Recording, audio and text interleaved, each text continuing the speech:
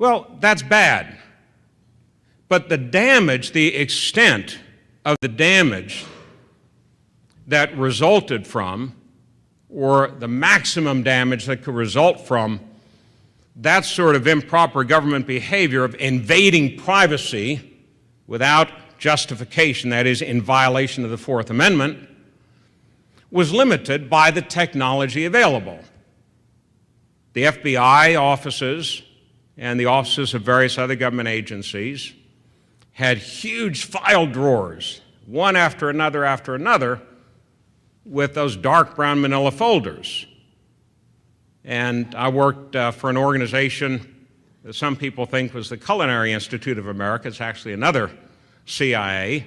And our files were largely the same. You know, they were paper files. They were files that had documents like these, paper documents that were accumulated. We actually had the old teletype machines. I don't know if any of you remember those old teletype machines, you know, banging away in the background.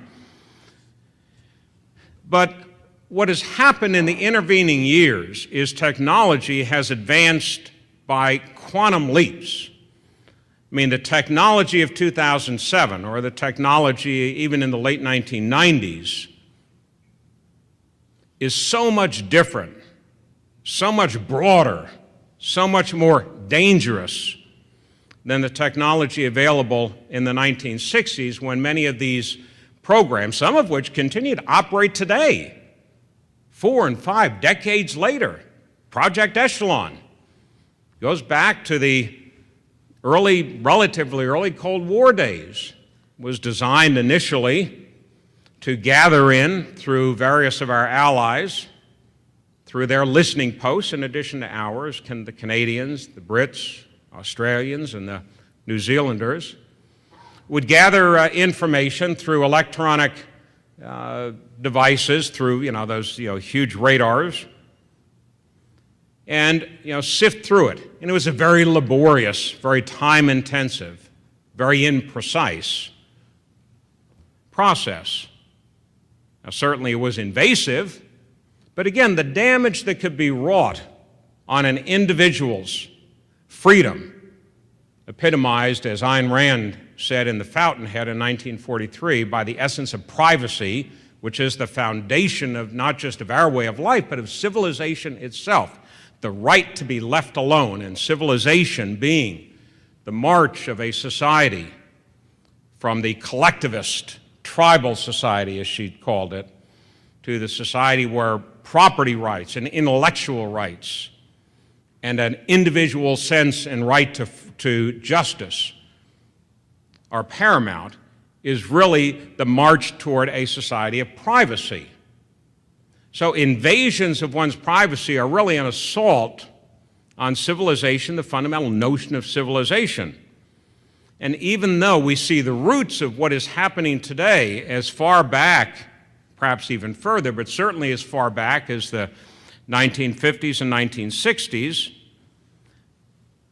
the damage that could be done, that was done, was much more limited than today. Now, that doesn't make it any less wrong. It just means that the damage could be somewhat contained, or at least quantified. That is absolutely impossible today. You look at the array of technology, the technology tools that are available to government, businesses and government, and we need to be very, very mindful of and careful of and sensitive to and fearful of both. But above all, we need to be careful of and sensitive to and fearful of the ability of government to use technology to invade our privacy, because government can do something that, as irritating as it is to get mailings from companies that you have no interest in, or for products that you have no interest in, or at least you tell people you don't have an interest in. What government can do with that information that they gather by invading our privacy is take away our very freedom. They can put us in jail, or they can, sort of strangle us, bit by bit, not allowing us to travel, or allowing us to travel, but only by going through a number of different steps and making it very difficult if you get on one of those so-called watch lists, for example. with the technology that is now available, and a lot of it the public doesn't even realize. For example, I doubt that very many of our neighbors and our colleagues are aware of the fact that the government now can use and is in the process of securing court orders, for example, to use telephones, including cell phones, as listening devices, even if the cell phone is not on. Just the fact that you have a cell phone with a battery in it, sitting on a table or in your pocket or in your briefcase, means that the government is able to access that cell phone and use it as a listening device, even if you don't turn it on, and it will pick up, and I'm not sure exactly the technical radius of it, but it will pick up whatever sound is emanating from a certain area around it. So in other words, far different from the old sort of hard wire, as we called it in the legal business, Title III wiretaps, which were for a particular phone line and particular persons using that phone line and for particular purposes. Nowadays, the technology available to the government allows it to use a cell phone, whether it has been picked up, is being used, is turned on, and far beyond simply the person who owns it or who might be using it can pick up all sorts of sounds and voices, in other words, invading the privacy of anybody who might happen to be even near the target of an investigation. I'd traveled over to Great Britain, to the UK, back in December of 1996 with a couple of my colleagues in the House. And I was surprised simply driving from, and I don't recall whether we flew into Heathrow or Gatwick, driving into the hotel the very first day, the number of surveillance cameras. This is back almost a dozen years ago, virtually. And I talked with our driver, who was a very nice lady who was with one of the ministries that we were visiting with and working with during the few days that we were there. And she said, oh yeah, the government decided that it was better if, for the public good, if we put in these surveillance cameras and red light cameras and speed cameras to make people go slower, to keep them from running red lights and all those other things that are so awful that happen in our society. I said, well, was this the result of specific action by the people? Did they clamor for this? Did they vote for this?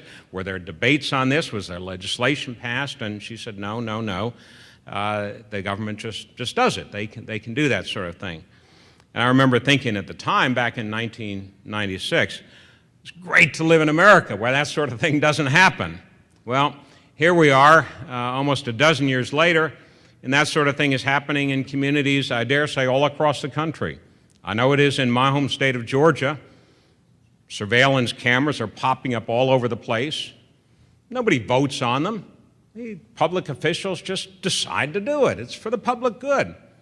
And they'll throw some statistic out there that supports their proposition that fewer people run red lights if we have these cameras, or there are fewer accidents if we have these cameras.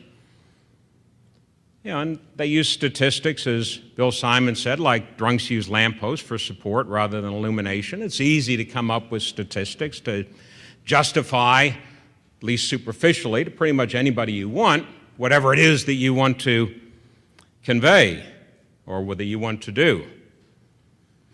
But what is happening in country after country after country, and it has been happening for many years, it has accelerated greatly since 9/11.